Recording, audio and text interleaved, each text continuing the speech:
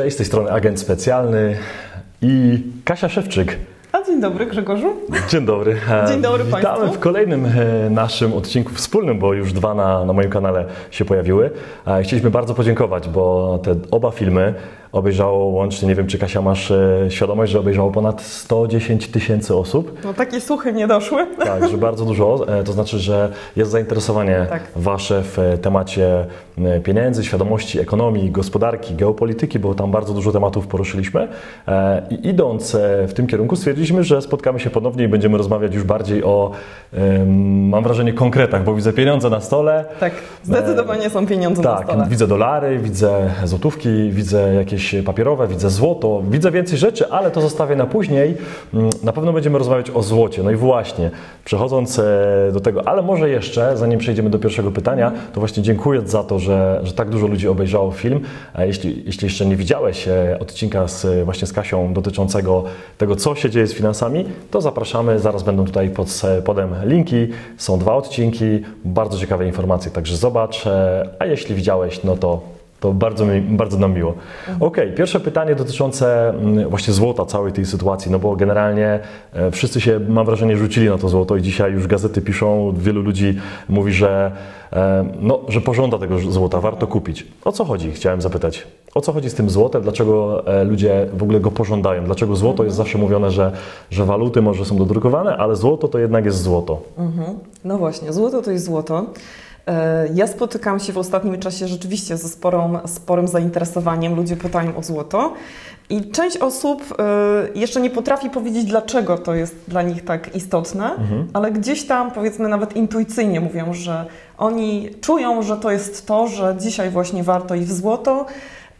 A ja bym chciała w tym właśnie odcinku zracjonalizować jakby te powody i powiedzieć dlaczego w złoto, dlaczego konkretnie właśnie w czasach, w których teraz przyszło nam żyć, warto wykonać pewne ruchy. Dzisiaj może nie będziemy tylko o złocie mówić, bo chciałabym nadmienić, że jakby alternatywą wobec rynków finansowych nie jest tylko złoto, ale od niego dzisiaj zaczniemy, dobrze? Mamy złoto na stole, tak, mamy ja srebro, więc się przygotowałam z eksponatami czy rekwizytami. Kasia wysypała z portfela troszkę.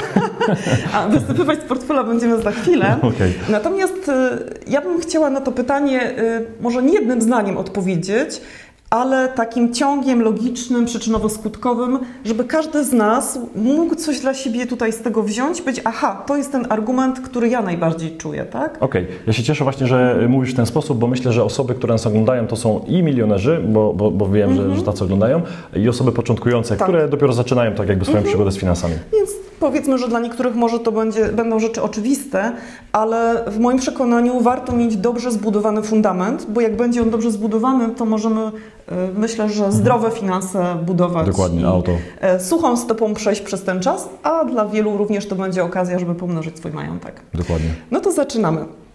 Ja dzisiaj przyniosłam kilka rekwizytów i będę je tutaj Państwu pokazywała, bo chciałam na zasadzie analogii tutaj porównań pokazać, czym się różnią teoretycznie pieniądze, które mamy na stole. Przyniosłam więc tutaj, to są takie papierki, powiedzmy, pieniądze z Monopoly. Ale pieniądze z gry Monopoly, pewnie nie jedna osoba grała, albo w Eurobiznes, albo Monopoly, gdzie tam sobie po planży krążymy, za te pieniążki kupujemy sobie nieruchomości, przechodzimy przez start, dostajemy jakąś wypłatę. Tak? Wzięłam również polską naszą walutę, złotówkę. To każdy zna, nie będę pokazywał. Tak. I amerykańskie dolary. Ja tutaj te dolary, nie wiem, którą stronę tu Grzegorz, ty może mi pomóc, będzie widać, pokazuj. mamy tutaj też 2 rodzaje dolarów. Na razie tylko powiemy, że one się między sobą różnią, a w dalszej części powiemy, czym się różnią. Okay.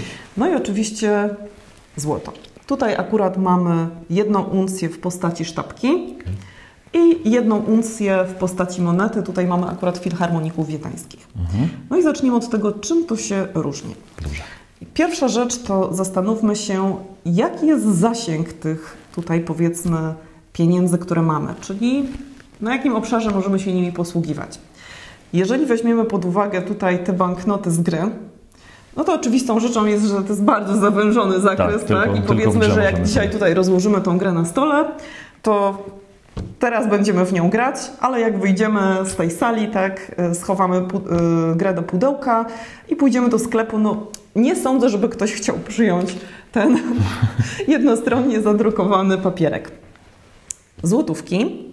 No to jest waluta, którą się posługujemy u nas w kraju, Tak, możemy za nią nabywać różnego rodzaju towary i myślę, że tutaj też w krajach ościennych, Czechy, Słowacja może gdzieś blisko granicy ze złotówkami, jak tam wyskoczę, to jeszcze ją przyjmą.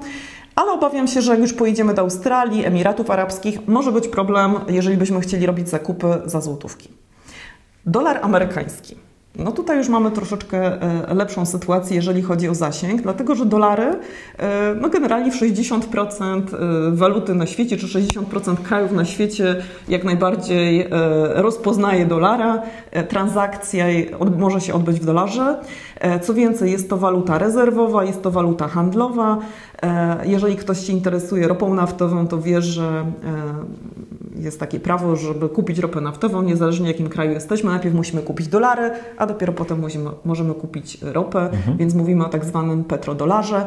I póki co dolar jest walutą światową, tak można to tak nazwać. W jakimś tam może niepełnym zakresie. Natomiast ciekawostką jest złoto.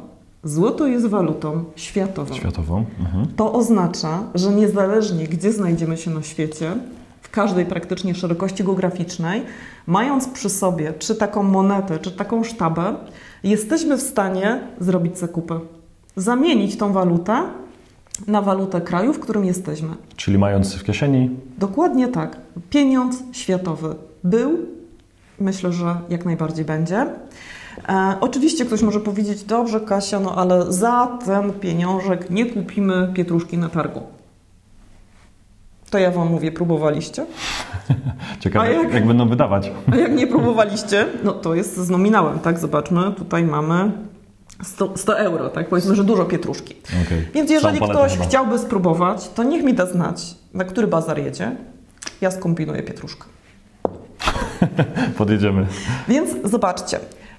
Już pierwszy mamy taki argument, ten intuicyjny, który nam mówi, że jednak to złoto ma zasięg światowy. No to jak zbadaliśmy, powiedzmy, przestrzeń, to zbadajmy teraz czas. Jeżeli chodzi, znowu wracamy do tych pieniędzy z gry, to one obowiązują tylko, powiedzmy, jeżeli w grę gramy godzinę, półtorej, to przez ten czas nas obowiązują, tak? A teraz ciekawostką jest to, że czy mamy do czynienia ze złotówkami, czy mamy do czynienia przynajmniej jednym z tych dolarów, to w takim wydaniu one funkcjonują generalnie po kilkadziesiąt lat. Nie dłużej. Czyli mamy tutaj, powiedzmy nawet już zaokrąglając, kilkaset lat historii tych pieniędzy. Tych pieniędzy, tak. I 5000 lat historii. Więc znowu, gdybyśmy mieli wydawać pewną punktację, tak, kto tu wygrywa? Zdecydowanie złoto.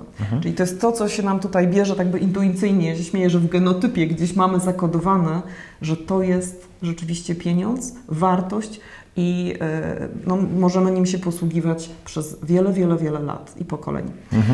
No ale to nie koniec, no bo to byłoby za proste, tak? Dokładnie, idźmy dalej. Zastanówmy się w takim razie, co powoduje, że za to mogę kupić, powiedzmy, 15 bochenków chleba, tutaj powiedzmy 30, tak? Co nadaje wartość tym pieniądzom? W grze oczywiście, no to jest regulamin, tak? Czy tam jak to się nazywa, reguły jakieś gry. Zasady, tak. Jak pierwszy raz gramy w tą grę, no to najczęściej je czytamy i się umawiamy, że powiedzmy za te 100 tutaj dukatów możemy nabyć jeden hotel w tej grze. Żeby sobie tanie hotele są w grze. Natomiast co powoduje, że te, powiedzmy, papierki, czy to są zapisy elektroniczne, że papierki to mniejsze znaczenie, ale co powoduje, że my wiemy, że to ma jakąś wartość, tak? No umowa zawsze, tak? Jakaś. Tak. To jest generalnie umowa, ale przede wszystkim my tej umowy jakby nie czytamy, tak? Idziesz do sklepu i czytasz jakąś umowę, że to jest warte tyle czy tyle. Jest to generalnie zaufanie do emitenta. Czyli tego, kto te papierki, czy te zapisy, kto nam drukuje pieniądze, kto nam je wytwarza. Ufamy w ten kraj, ufamy w jego kondycję finansową, dlatego tutaj powiedzmy zaufanie idzie w stronę dolara, a za nim stoi póki co duża siła militarna, jakaś tam historyczna potęga gospodarcza, tak? Czyli tutaj mamy zaufanie. Zaufanie. Ja tutaj poddaję widzom pod rozwagę, jak dzisiaj wygląda zaufanie na rynkach finansowych i czy przypadkiem gdzieś ta Chciałem tama... zapytać, co? Tak, co? Co? Czy przypadkiem gdzieś ta tama nam tam nie pęka i za chwilę się coś nie wydarzy, tak? I teraz zobaczmy złoto. I to jest jedna z głównych argumentów, dlaczego złoto. Czy za złotem musi stać jakieś zaufanie? Złoto ma wartość samą w sobie. Za złotem stoi, tak jak mówię, 5000 lat historii i to, że jest to również towar. Złoto, to, które tutaj mamy w rękach, ono ma próbę oczywiście najwyższą, inwestycyjną, 4,9. To jakby nie bierzemy pod rozwagę, bo to jest oczywiste. Natomiast ono jest tyle warte, ile waży. W związku z czym, zanim stoi konkretna praca, ktoś musiał je wydobyć, przetworzyć, z niego stworzyć sztabę, monetę, więc tutaj złoto ma wartość samą w sobie. Nikt nie nadaje podpisem, dekretem wartości tej walucie. Nie potrzebujemy emitenta. Przepraszam, pieniądzom. Tak.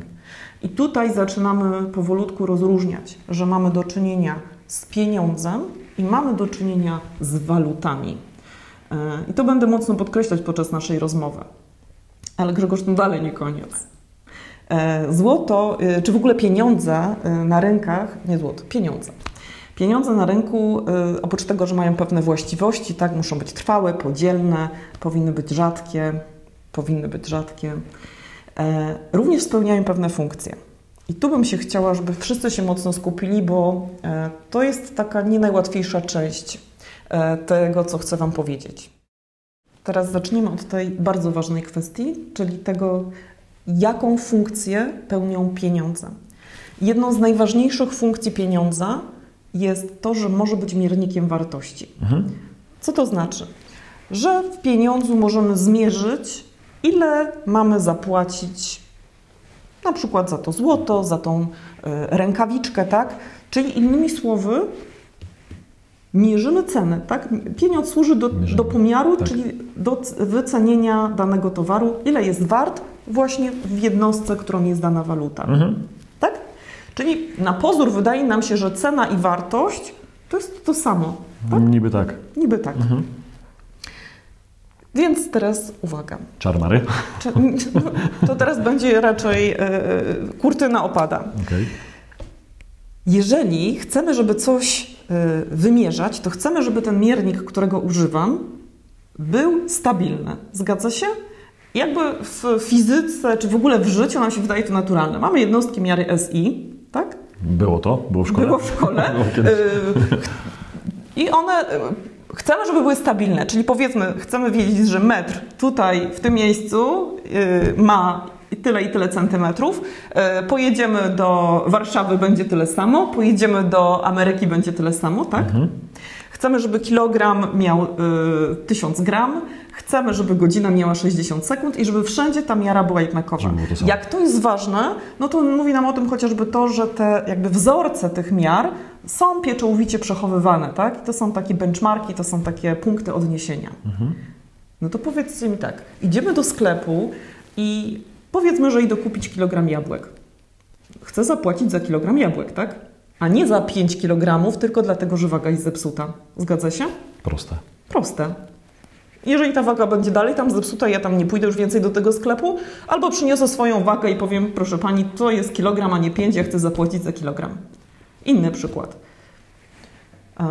Jedziemy samochodem i powiedzmy, że jesteśmy przepisowym kierowcą, albo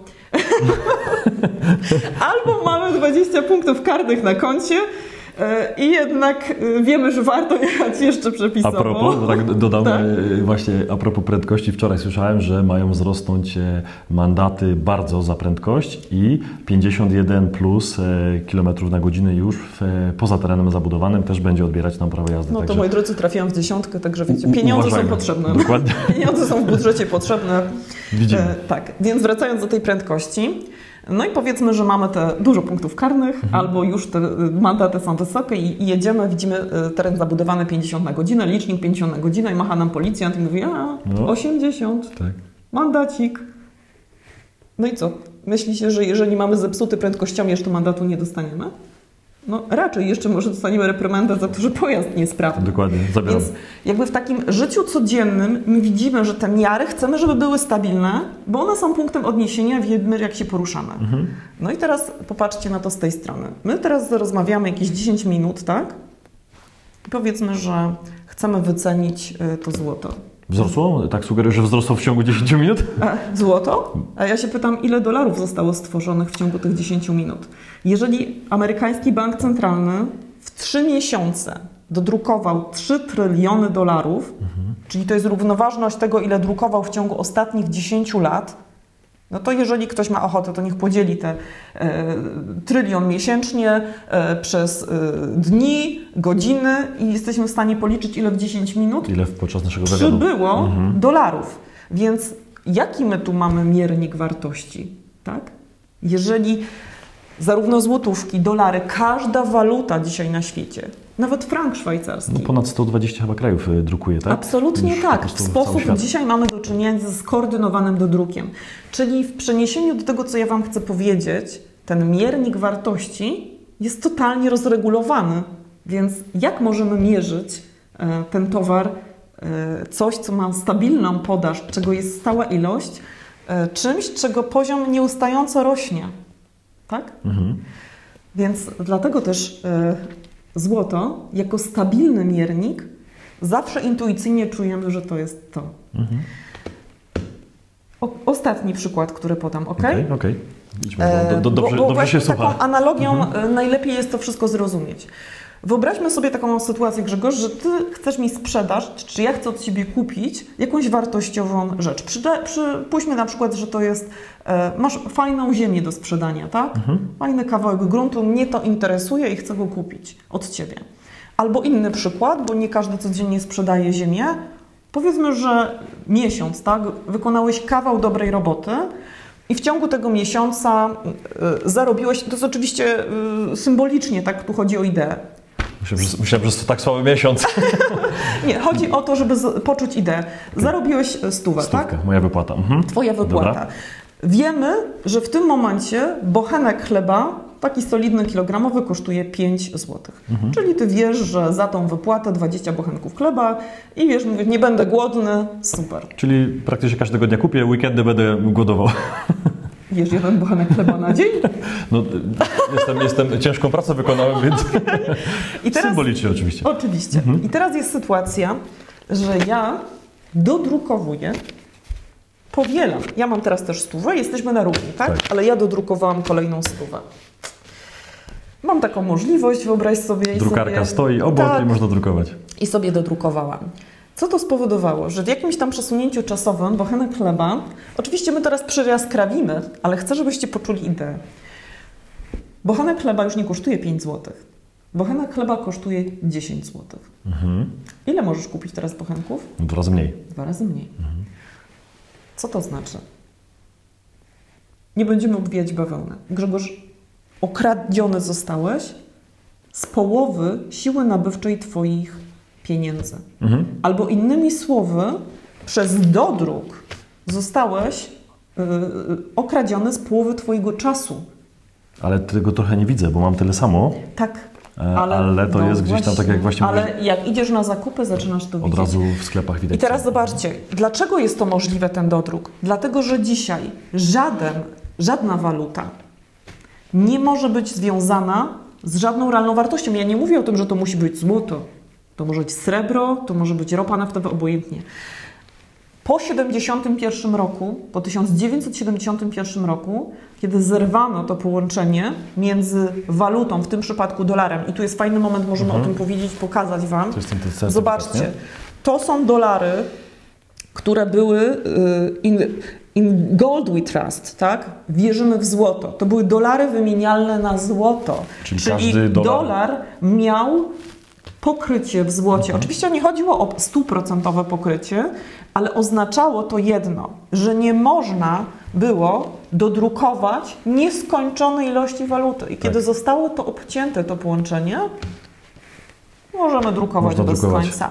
Dlatego w systemie, w którym waluta byłaby powiązana ze złotem, system, Grzegorz, nie mógłby Cię okraść. Nie zabrałby Ci tyle siły nabywczej, ani tyle Twojego czasu, dlatego że nie byłoby takiej opcji, żeby tworzyć tak masowy dodruk, jakim mamy do czynienia w dniu dzisiejszym. Złoto, jeszcze jedna, ostatnia rzecz, którą teraz mi się jeszcze tak przyszło mi do głowy, to są tak zwane gwarancje trzeciej strony. Kiedy ja mam w swoim portfelu złoto, to ja sama decyduję o nim. To jest moja własność. Złoto oddaje pełne prawo własności. Ja je mogę zakopać pod jakąś jabłonką, ja je mogę podarować. Dziękuję. Proszę Cię bardzo. Koniec wywiadu. Opłacało się przyjechać. Wyniosłeś coś, tak? Wyniosłem coś z wywiadu.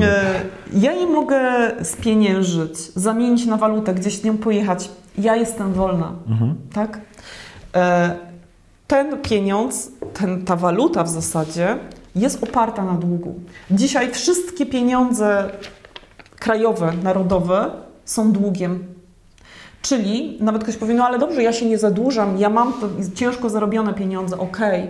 Najczęściej masz je w postaci elektronicznej, wiesz, czy masz je w banku, czy masz je na lokacie. Kupiłeś za nie, powiedzmy, obligacje, bo chcesz ochronić swoją część majątku. Uwaga, pożyczasz te pieniądze. Pożyczasz. Czyli ktoś Ci musi oddać. Mało tego, idąc do banku, ten bank dalej je pożycza. W związku z czym tworzy się cały ciąg wierzycieli i ja tak naprawdę mam roszczenie do banku o to, żeby mi coś oddał. Może nie oddać, wierzcie mi, może nie oddać. Kiedy ja mam złoto, ono jest tylko to masz moje, złoto po prostu ja decyduję, co z nim zrobię. Klienci przychodzą do mnie i kupują złoto, ja mówię, od tego momentu, jak Państwo wychodzicie, tylko Wy wiecie, co się z tym złotem dzieje, Wy decydujecie, macie pełne prawo własności. Więc zobaczcie, złoto stoi na straży naszego bezpieczeństwa, naszej własności, stoi na straży tego, żebyśmy nie byli okradani z czasu, siły nabywczej naszych oszczędności. Więc podsumowując, te osoby, które intuicyjnie czują, że to jest okej, to jest okej. Tak, dzisiaj wszystkie te waluty są niszczone i prawdopodobnie prędzej czy później będą warte tyle. Tyle co? Ile te papierki. Papierki z gry. Niestety. Niestety. Okej, no dobrze, Kasiu, w takim razie idąc dalej. Czy złoto, o którym tak już opowiadamy od kilkunastu minut, jest obecnie drogie? Czy można powiedzieć, że ono jest drogie? No bo mówi się o szczytach, o wysokich cenach na ten moment. Czy warto je jeszcze kupować w ogóle? Kiedy jest dobry czas? No jak to wygląda teraz? Jak z tymi cenami? Tak, no zdecydowanie już słyszy się, że złoto jest drogie.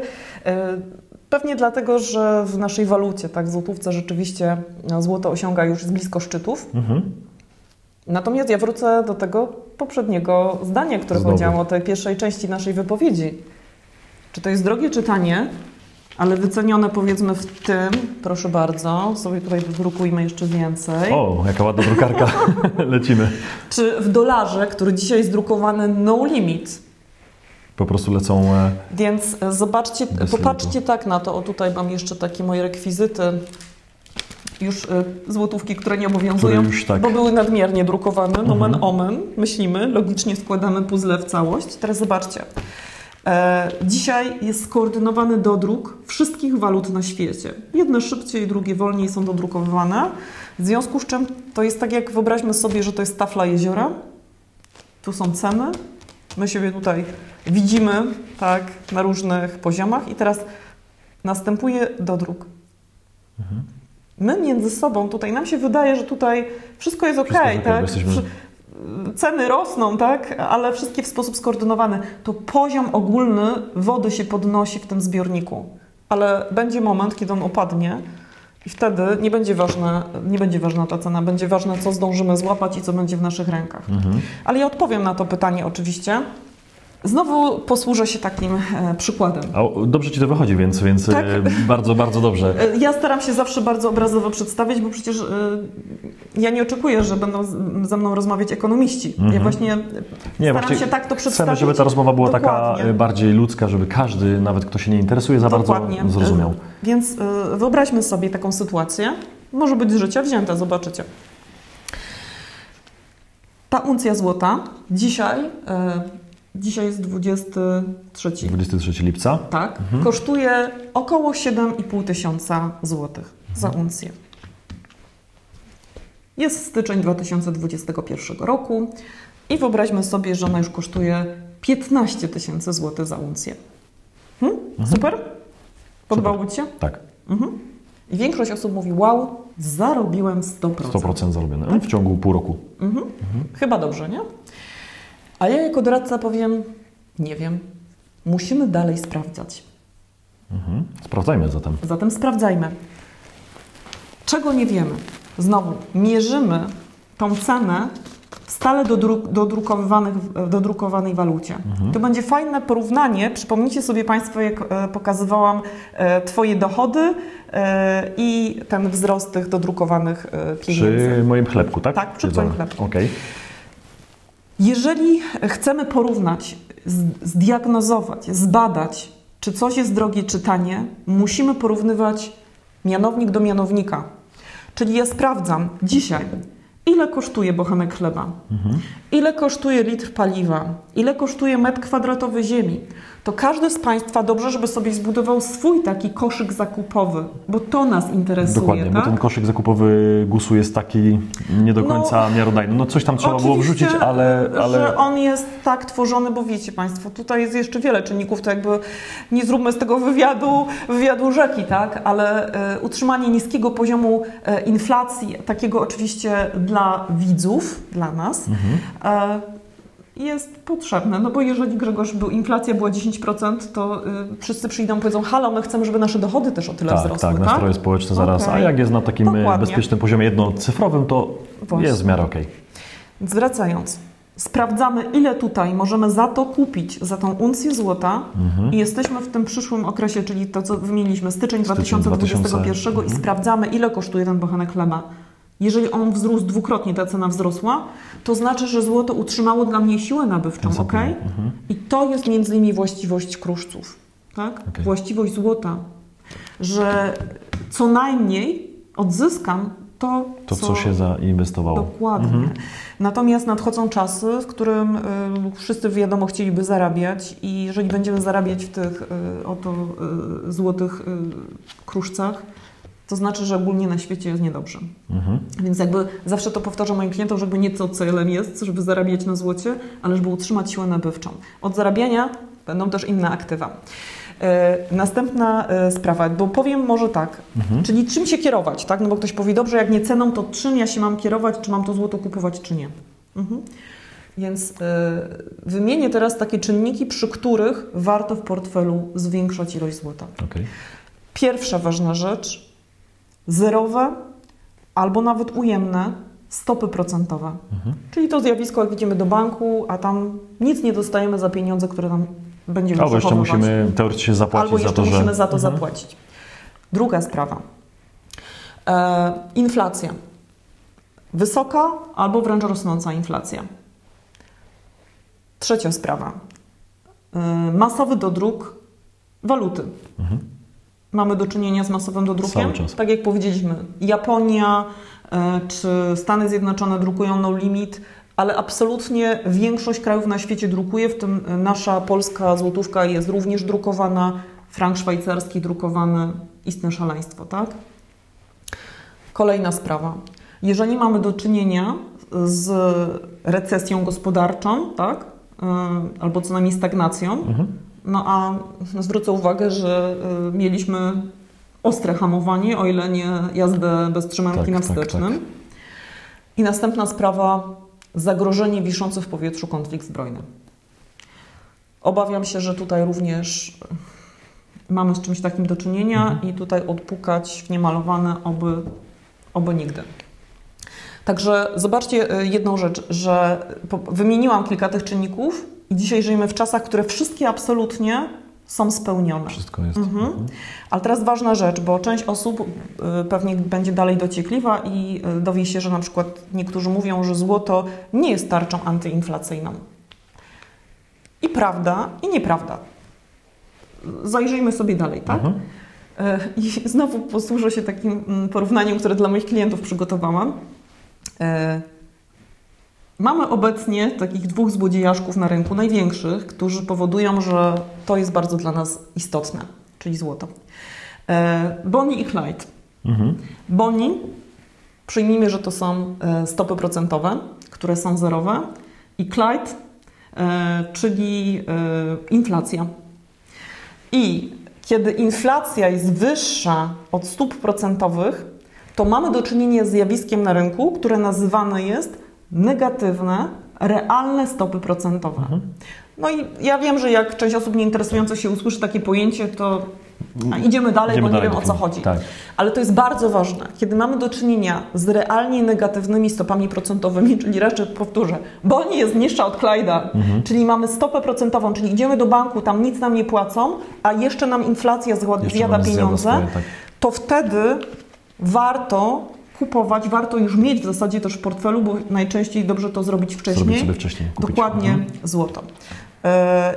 No i nie tylko, ale teraz mówimy w tym momencie o złocie. Natomiast ktoś powie, ok, teraz tak jest, a jak będzie w przyszłości? Czy Boni urośnie, czy Clyde zmaleje? No właśnie, co się z nimi będzie działo? Dzieje? No to znowu bardzo króciutko, bo to jest w pierwszym odcinku i w drugim odcinku naszego na których zapraszamy ponownie. Tak. Stopy procentowe. Stopa procentowa to jest między innymi koszt pożyczenia pieniądza. Czyli koszt długu. Jeżeli świat jest zadłużony, no można powiedzieć po kokardę i wyżej, tak. to stopa procentowa, jeżeli by rosła, to znaczy, że udusi się świat własnym długiem. Już jest źle, ale może być jeszcze gorzej. Więc generalnie stopy procentowe będą utrzymywane na bardzo niskich poziomach. I teraz inflacja. Inflacja jest narzędziem, które służy temu, żeby ten dług obniżać. Więc tak jak tutaj jesteśmy przy stole, on się może kojarzyć z jakąś grą hazardową. Tak, trochę jak w kasynie. Dokładnie. Więc kto rozdaje karty w kasynie? Kto wygrywa w kasynie? No zawsze bank, nie? Więc kto ustala stopy procentowe? Kto ustala inflację? Kto jest zadłużony? Koniec, kropka. Polecam wnioski wyciągnąć sami. W związku z czym przed nami w skrócie czas realnie negatywnych stóp procentowych. Myślę, że to nie będą miesiące, a lata. Więc jeżeli ktoś pyta, czy kupować złoto, czy ono jest drogie, czy tanie, tak kupować. Okej, idźmy zatem dalej. Kolejne pytanie. I widać, że się nam tutaj troszkę zmieniło na naszym stole. Tak, bo ozłociło. Ozłociło troszkę. Kasia wyciągła z kieszeni troszkę rzeczy. Mamy tu na stole i monety, i sztaby, więc może pytanie, które się nasuwa, no, czy można odpowiedzieć na nie w ogóle, czy lepiej kupować monety, czy sztaby, czy dywersyfikować, czy coś jest lepsze od czegoś. No, jakbyś... Kij w mrowisko, Grzegorz. Oj, to będziemy rozmawiać długo. Kij w mrowisko. A to mi się podoba, to jest więcej z mojej strony. Tak. No to tutaj proszę, ty sobie oglądaj, a ja trochę popowiadam. Ja mam tu rękawice, więc może ja ubiorę, żeby po prostu było tak... Ja powiem tak, złoto ma bardzo dobre właściwości zdrowotne również. Aha, czyli lepiej bez. Bez rękawicek. Moja babcia zawsze mówiła, że jak się robi jęczmień na oku, to obrączką należy go pocierać i jakimś cudem zawsze gdzieś tam znikał, tak? Więc to ja może jest będę... oczywiście ten temat, ale polecam również zainteresować się, czym jest złoto i srebro koloidalne.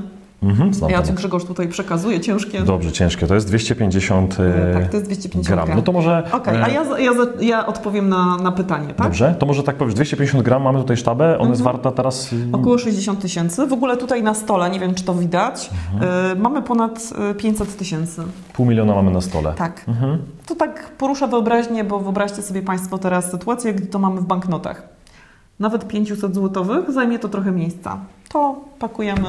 W miarę. Oczywiście tutaj pudełko zajmuje sporo miejsca, tak, ale to jest około 200 000. Możemy sobie to sparcelować po kieszeni. Mamy tu 500 000 w złocie, bo tu jeszcze mamy w żółtym pudełku mamy...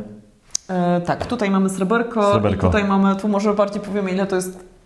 15 kilo. Około 15 kg to jest tak zwany master box, tak? Czyli tutaj mamy 2, 4, 5, 2, 4, mamy 20 tub. W każdej znajduje się 25 monet. Grzegorzu, jak będziesz mógł, to zajrzyjmy do środka, ale zanim Ty będziesz pokazał, tu jest srebro, więc o srebrze nie wiem, czy takie pytanie padnie, ale na pewno coś tam jeszcze może wspomnę. Natomiast ja wracam do tego pytania, co lepiej kupić. Czy złoto, czy sztabki, czy monety. I to jest tak, że z doświadczenia Państwu powiem, że jeżeli ktoś ma taki dylemat i zajrzy do czeluści internetowych, to stamtąd nie wyjdzie.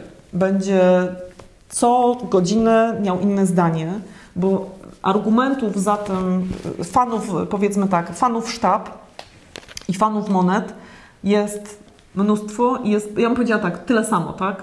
I każda Czyli każdy strona przeciąga ma swoje argumenty, na swoją stronę. a ja powiedziałam, że wbiję kij w mrowisko. I jeżeli mamy do czynienia, proszę Państwa, ze złotem inwestycyjnym, czyli takim, którego próba jest powyżej 9,95. My akurat tutaj tylko dysponujemy złotem, tak, samych dziewiątek, czyli jest to czyste złoto, to tak naprawdę liczy się gramatura, a nie kształt. Okej, czyli w zasadzie nie ma znaczenia, tak, możemy ja tutaj sobie kupić, co nam się bardziej po prostu podoba. Tak, i to jest naprawdę osobnicze, bo jeżeli ktoś na przykład chciałby mieć piękne monety, tutaj mamy akurat Filharmoników Wiedeńskich, tu mamy liść klonowy. Teraz akurat nie mam przy sobie, ale bardzo chętnie klienci też kupują kangury australijskie. Kangury są od razu pakowane w kapsle. W kangurach australijskich jest taka ciekawostka, że każdego roku mennica Perfmint, inny wzór, inny awers tego kangurka. Aha, czyli dla tych, którzy kupują, mogą sobie też i część osób kolekcjonować. sobie po prostu kolekcjonuje. Oczywiście to nie jest moneta kolekcjonerska, można powiedzieć taka semi-kolekcjonerska, ale jest to bardzo wysoki kunszt menniczy, jeżeli chodzi o to monetę, ale są osoby, które na przykład uwielbiają liście klonowe albo Filharmoników Wiedeńskich. Generalnie monety mogą być wybijane tylko przez mennice narodowe. Stąd są jak pieniądze, tak? Mają swój nominał. Tutaj mamy 100 euro, tak? Tutaj mamy $50 kanadyjskich, także mają swój nominał.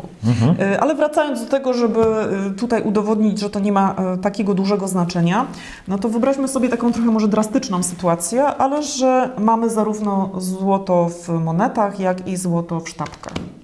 I odpukać, nie daj Boże, pożar. Zdarza się. Absolutnie zniszczy nam ten blistr. Tak. Roztopi się każda z tych, czy moneta, czy sztabka, nieco zmieni swój kształt. Uwaga, złoto się nie roztopi, tu nie ma się co bać, bo to nie jest temperatura pieca hutniczego. Zdarza się, że ludzie przechowywali w kominkach swoje złoto, ktoś napalił, tak, i potem jest takie zwęglone, trochę brzydkie, podpalone, ale to nie ma znaczenia.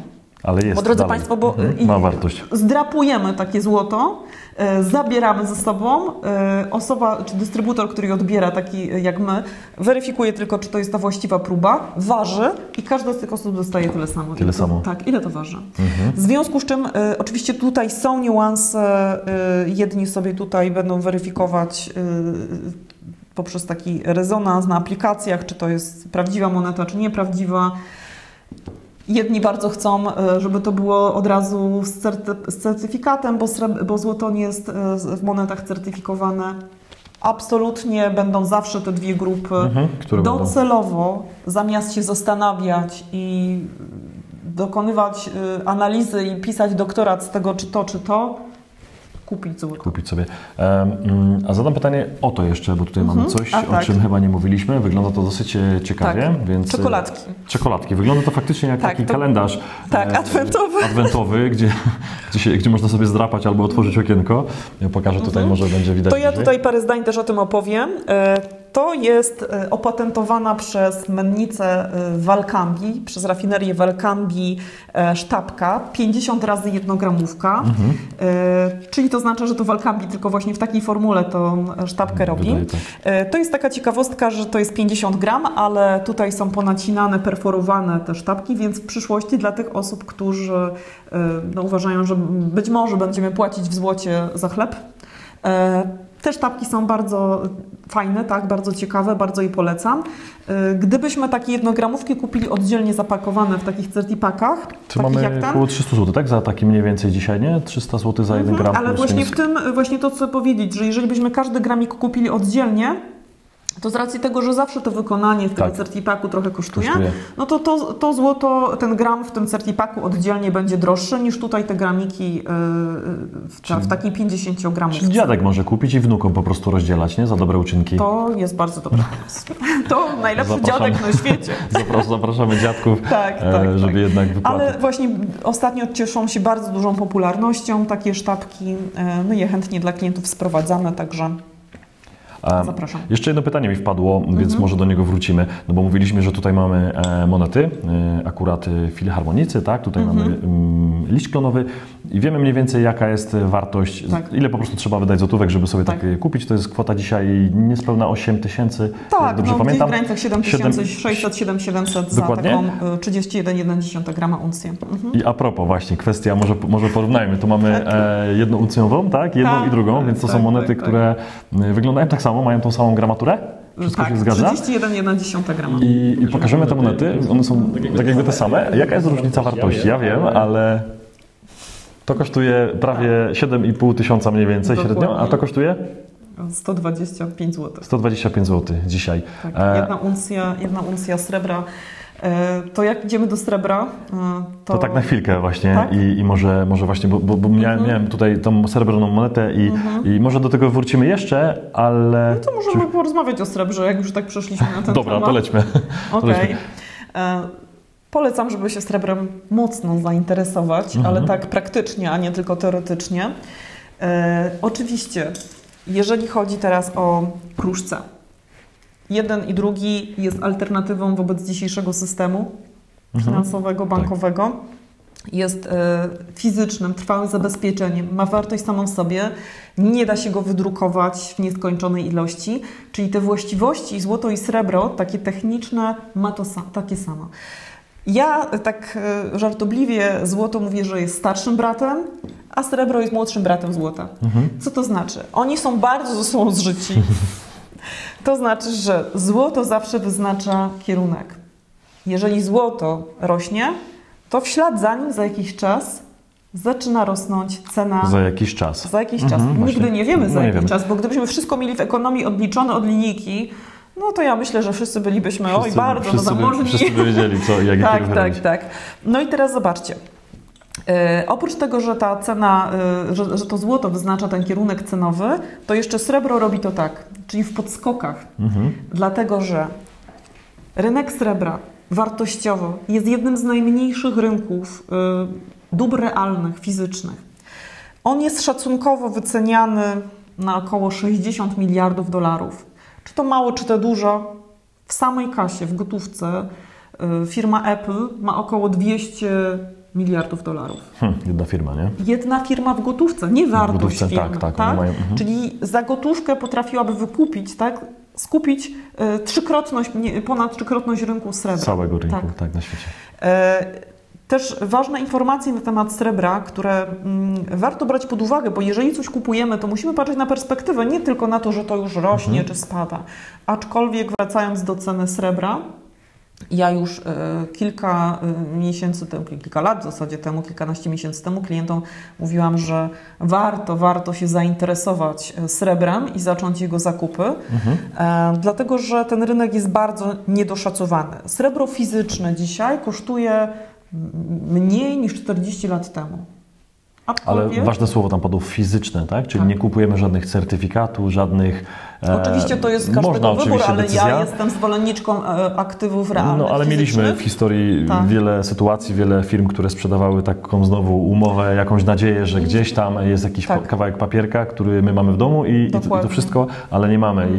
Jeśli kupować uważam, no to tylko coś, co możemy zabrać i realnie możemy później wymienić sobie nawet w Australii, w kantorze sztabę. W Kanadzie czy w Kanadzie. Więc jeżeli chodzi o rynek fizycznego srebra, jest tak malutki, że niewielki dopływ kapitału powoduje gwałtowne wzrosty, ale też uwaga i spadki ceny, prawda? Więc jeżeli teraz kupujemy złoto i srebro, to jest większy stabilizator naszego portfela, ale to jest wielki akcelerator wzrostu naszego majątku.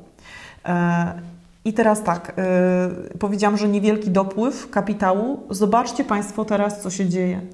W ciągu tego roku, w zasadzie nawet nie tego roku, ja bym powiem w ciągu 2 dni cena srebra wzrosła o blisko 20%. O 2 dni? Tak.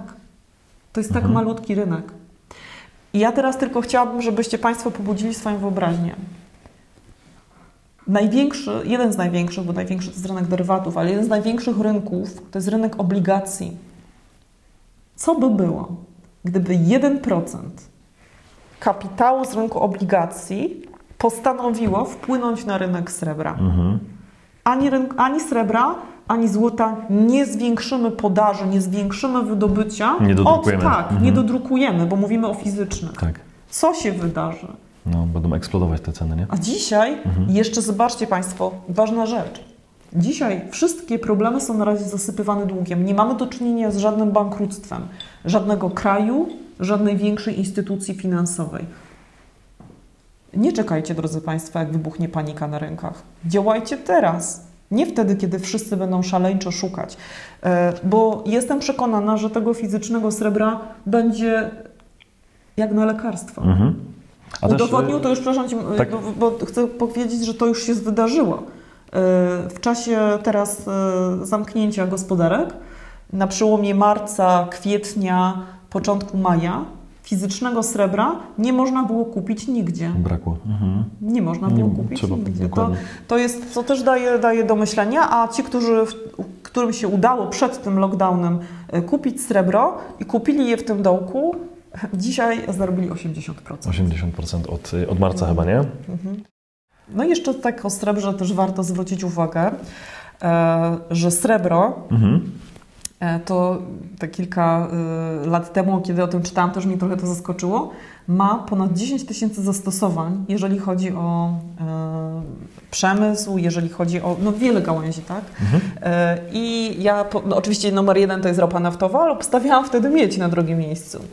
No i nie, właśnie to jest srebro.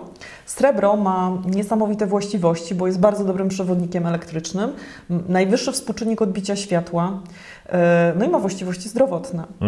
Także jeżeli się zastanawiamy, czy będzie zapotrzebowanie na srebro, bo srebro, jeszcze jedna uwaga, jest w złocie mamy taką sytuację, że 90% wydobycia srebra to jest inwestycyjne, złota to jest inwestycyjne złoto. W przypadku srebra zaledwie 20-25% to jest inwestycyjne srebro, a reszta to jest właśnie produkcja, przemysł. To są między innymi lustra solarne. Idziemy w stronę bardzo nowych technologii. To chyba każdy się z nami zgodzi. Te nowe technologie potrzebują bardzo duże zapotrzebowanie, mają na energię elektryczną, a odnawialne źródła energii, w tym przypadku lustra solarne, to jest świetne rozwiązanie, z czego bardzo chętnie korzystają Chińczycy, ale również medycyna. Także w zasadzie srebro każdy z nas używa w jakichś tam ilościach, czy to jest telefon komórkowy, czy to jest komputer. Wszędzie gdzieś te nanogramy srebra są. Gdzieś są. Dokładnie tak. No i mamy taki wskaźnik, który bardzo wielu inwestorów śledzi. To jest ten wskaźnik ceny złota do srebra, który nam mówi, ile właśnie to, co zaczęliśmy naszą rozmowę, ile muszę zapłacić uncji srebra, żeby zakupić taką uncję złota. Tak? I w takim historycznym rozrachunku to jest gdzieś 1 do 12, 1 do 16. Tu też taka ciekawostka, że srebra w ziemi jest jeszcze 9 razy więcej niż złota, więc można powiedzieć, że to jest taki naturalnie równoważący wskaźnik. Dzisiaj ten wskaźnik to jest gdzieś 1 do 90, 1 do 85. Przy czym już teraz srebro ruszyło, bo jeszcze niedawno ten wskaźnik był 1 do 120. Także tu pokazuje nam wielki potencjał. Jeżeli tylko srebro wróciłoby do tej równowagi, no to proszę sobie policzyć, liczymy już w setkach procent nasze zyski. Oczywiście to nie jest obietnica, to nikt żadnego ceregrafu to nie wyznaczy, tak nie wystawi, ale to są pewne tendencje, na które warto zwrócić uwagę. No i to, co jest ważne, tak? Dla każdego ten procent, jaki powinien mieć w portfelu złota i srebra, jednak powinien być konsultowany. To dzisiaj to nie jest doradztwo, tak? Ja na to zwracam uwagę, że jakby klienci, którzy przychodzą, ja z nimi rozmawiam, odbywam trochę dłuższą rozmowę, żeby też zdiagnozować ten poziom akceptowalności wahań swoich oszczędności. Bo jeżeli ktoś takie wahania mocne akceptuje, to jak najbardziej dzisiaj srebro jest wskazane. Srebro jest jeszcze, ważna informacja, owatowany, tak? Posiada podatek VAT, ale można go skrzętnie nie wygenerować. No to już na indywidualnych konsultacjach informuję klientów, jak to srebro kupić żeby miało to ręce i nogi. Ale tu mówimy o srebrze, no bo właśnie to kolejne pytanie, do którego chciałem dążyć, właśnie jak kwestia podatkowa, czy kupując złoto, czy srebro, obojętnie w jakiej formie, czy my płacimy jakiś podatek. Ja sobie przychodzę, daję sobie 10 tysięcy, nie wiem, 1000, obojętnie, ile mamy, w zasadzie to pokazuje na tym stole, że mimo, że to mamy 500 000 i są pewnie tacy, którzy oglądają i mówią, ok, mam w gotówce 500 000, kupię sobie, ale są pewnie tacy, którzy mają 5000 oszczędności czy 3 i mówią, no dobra, ale co ja tutaj kupię? Jak najbardziej można kupić nawet całą taką tubę srebrnych monet, bo jak tu jest ich 20. 25 monet w takiej tubie tutaj akurat. Także taki prezent mały sobie można zrobić nawet za parę tysięcy i mieć naprawdę tych monet bardzo dużo, więc jak to wygląda podatkowo? Jeżeli chodzi o złoto i srebro, to przede wszystkim zaznaczam jedną ważną rzecz. Mówimy o złocie i srebrze inwestycyjnym. Tak? Złoto inwestycyjne zaczyna się od próby 995 na stole i mamy same jakby w moim sklepie mamy tak? tylko 4 dziewiątki, czyli najwyższa próba z możliwych. I od złota inwestycyjnego pod warunkiem, że od zakupu do sprzedaży minie więcej niż 6 miesięcy, nie zapłacimy żadnego podatku. Także nasze zyski są w naszych rękach. Dlatego też nie łudźcie się Państwo, że będziecie gdzieś wszędzie informowani, kupcie złoto, bo zabieracie wtedy pieniądze z systemu bankowego, no i jeszcze dodatkowo z systemu podatkowego. Jeżeli chodzi o srebro, srebro jest z kolei owatowane tutaj na terenie Polski i oczywiście są kraje, które tego VAT-u nie mają, ale tak jak powiedziałam, właśnie trzeba wiedzieć, jak kupić, ile kupić i co zrobić, żeby sobie ten VAT nie wygenerować. Jest to jak najbardziej możliwe, a pozostałe właściwości są takie jak złota. Okej, no dobra, idźmy dalej, myślę, bo idziemy tak jakby w takim kierunku, nie wiem, no planowania jakichś inwestycji. Rozmawiamy na moim kanale, jak wiesz, o inwestycjach różnych i o nieruchomościach i był ostatnio Phil Konieczny mówił o kryptowalutach. Też coś wspominał o swoim portfelu inwestycyjnym, gdzie również złoto, nieruchomości są, więc to jest tak jakby kolejne spotkanie dotyczące właśnie inwestycji i no cieszę się, że ta świadomość rośnie, choć mam wrażenie i pewnie się ze mną zgodzisz, że dalej większość ludzi ma to po prostu gdzieś, że wierzy w to, że te pieniądze po prostu uchronią, te pieniądze tradycyjne, fiducjarne, uchronią po prostu ich przed jakimś kryzysem. A fajnie jest, myślę, dywersyfikować i po prostu dzielić to, co mamy. Nawet jeśli mamy 50 tysięcy, to za 10 tysięcy kupić sobie nawet za 20 tysięcy może złota, za 30 srebra, 10 tysięcy może sobie kupić bitcoina, może za 10 tysięcy sobie kupić jakąś działkę małą, cokolwiek. Tutaj, jak mówię, to już jest temat bardzo ważny, bardzo żeby szeroki. Konsultować te tematy, że jakby nie ma jednego stricte wzorca i nie dla wszystkiego wszystko, tak? Dlatego to też nie jest... ja wiem, że jest wielu kryptowalutowców, tak? Wszystkich, którzy tam pod poprzednimi filmikami powiedzieli, że jak ja mogłam nie mówić o tym, ja też jestem jak najbardziej za. Też posiadasz coś jak najbardziej. Tylko, że akurat film jest poświęcony złotu i srebru, tak? Złoto i srebro dzisiaj. Natomiast jak najbardziej kryptowaluty to jest coś, czym warto się zacząć interesować bardzo, bardzo mocno, bo idziemy w stronę cyfrowych walut, tak? Jednakże fundamentem, bazą portfela jest stabilne złoto, ziemia w dobrej lokalizacji, srebro. Idziemy w kryptowaluty. Część osób powie, że akcje. Ja absolutnie tak. Wszystko jest. Wszystko myślę, że sobie po musi prostu być zrobione mądrze, z głową, a nie tylko dlatego, że też dobrze myślę rozumieć też, więc myślę, że ten film też będzie miał taką formę edukacyjną dla tych ludzi, którzy nie słyszeli albo słyszeli za mało, albo nie widzieli w ogóle, tak jakby ja też dobrze, że mam tutaj kamerkę, więc pokazuję. I teraz pytanie, czy srebro, czy złoto? No i właśnie może takie pytanie jeszcze. Ja też lubię, wolę i niż czy, więc... Half-Ecker, tak? Tak. Umysł milionera to jest nie albo. Dokładnie. Tym bardziej, że jeżeli chodzi o srebro, naprawdę każdy może sobie pozwolić.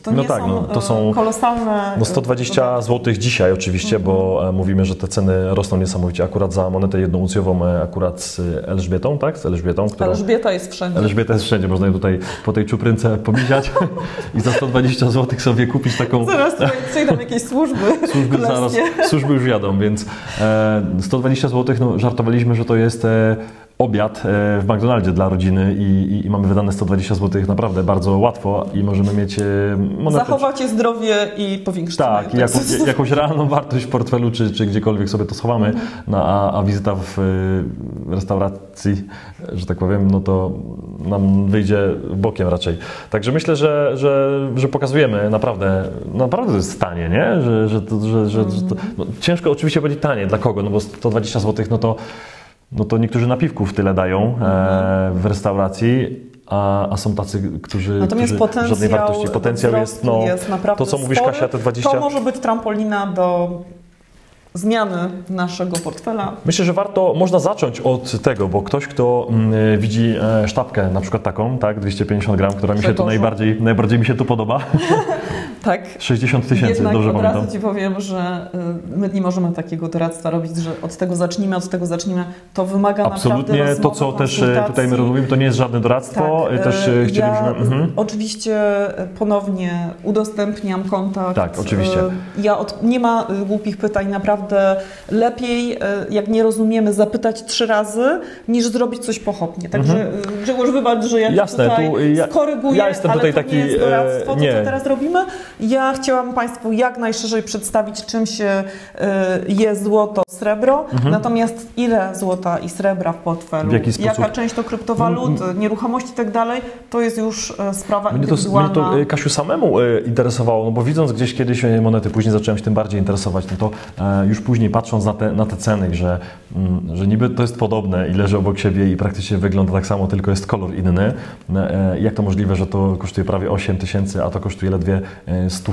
Więc też dywersyfikując, kupując nawet, no to oczywiście każdy sobie zdecyduje, co chce, czy w ogóle chce, nawet kupując bitcoina. No to też nie trzeba kupować przecież całego bitcoina, który też no, tani, nie tani, no, ale też trochę kosztuje cały bitcoin, więc można sobie znowu kawałeczek urwać, nawet mając kilkaset złotych. Taki news z ostatniej chwili, właśnie dzisiaj Ameryka ogłosiła tak, że banki udostępniają możliwość inwestorom deponowania oszczędności w postaci kryptowalut. Więc idziemy w tą stronę, idziemy w stronę cyfryzacji walut. Nie zmienia to faktu, że warto właśnie mieć zamiast całego portfela cyfrowego, mieć również portfel realny. Dokładnie. Dziękuję Grzegorz za zaproszenie.